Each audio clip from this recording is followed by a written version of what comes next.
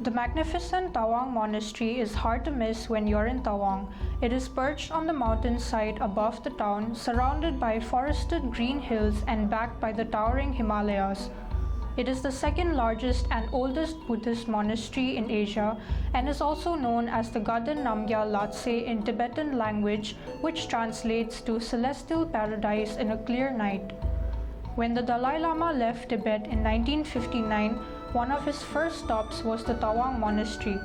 The famous monastery is a popular tourist attraction that sits on the brick of a hill about 10,000 feet above and offers an impressive and picturesque view of the Chu Valley in Tawang. It was founded by Merap Lama Lodre Gyatso in 1680 to 1681 in accordance with the wishes of the 5th Dalai Lama, Nawang Lobsang Gyatso. The Dalai Lama also gave a painting of goddess Palden Lamo to be kept in the monastery. The enormous yellow-roofed Tawang Monastery in the early days was originally a large and fortified complex strategically sited where the caravan routes from Tibet, Bhutan and West Kameng met. The place is also famous with the legend of 7th century King Kala Wangpo and Khandro Droa Zangmo. Undoubtedly, from afar, the monastery resembles a fort pierced atop a hill dominating everything around, glistening with royalty, resembles a miniature empire. Most importantly, the giant gilded statue of Lord Buddha, sitting peacefully in the middle of the northern side of the monastery dominating the sanctum, is indeed a sight to behold.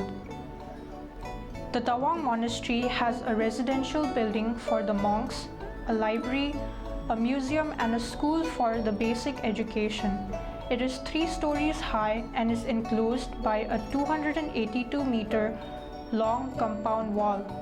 The library of the monastery has valuable old scriptures, mainly Kangyur and Tengyur. Dorgya is the most elaborate and colorful festival celebrated in the monastery and is frequented by the tourists. The monastery has several structures within the premises, but the most prominent one is the Dukhang or the assembly hall.